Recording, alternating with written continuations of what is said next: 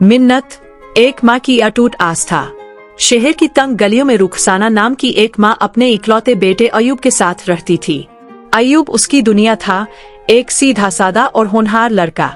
लेकिन एक दिन अयूब काम पर गया और कभी वापस नहीं लौटा।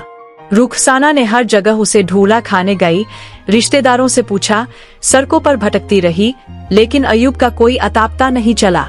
दिन हफ्तों में और हफ्ते महीनों में बदल गए, पर अयूब नहीं मिला।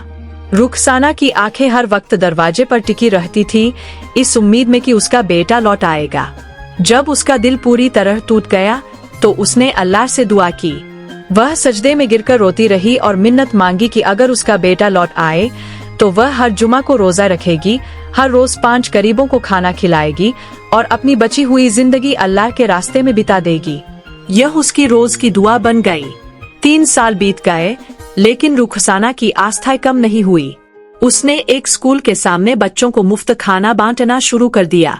लोग उसे पागल कहते, यह कहकर कि अयूब अब वापस नहीं आएगा, लेकिन वह बस मुस्कुराती और कहती, मेरी मिन्नत अभी अधूरी है।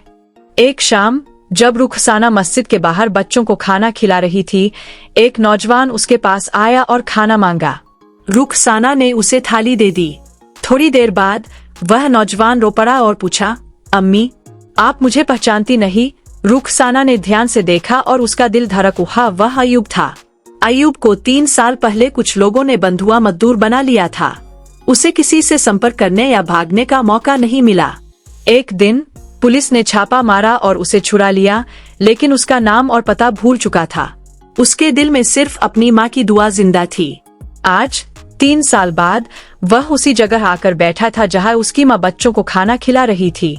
रुखसाना ने अयूब को गले लगा लिया, जिसमें 3 साल का दर्द और दुआओं की रहमत खुली हुई थी। उसने सजदे में गिरकर अल्लाह का शुक्रिया अदा किया। उस दिन के बाद रुखसाना और अयूब ने मिलकर एक नेकियों का केंद्र शुरू किया, जहां मुफ्त खाना, शिक्षा और कुरान की तालीम दी जाती थी। लोग कहते हैं, मिन्नत अगर दिल से की जाए तो आसमान भी झुकता है।